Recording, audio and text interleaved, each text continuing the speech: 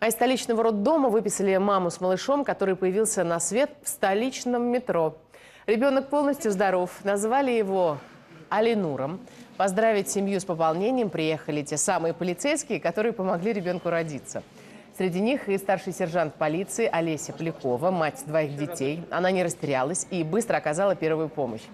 Сама роженица рассказала, что никаких предпосылок к такому развитию событий в тот день не было, и все случилось весьма неожиданно. По эскалатору я поднялась, у меня воды отошли, и все.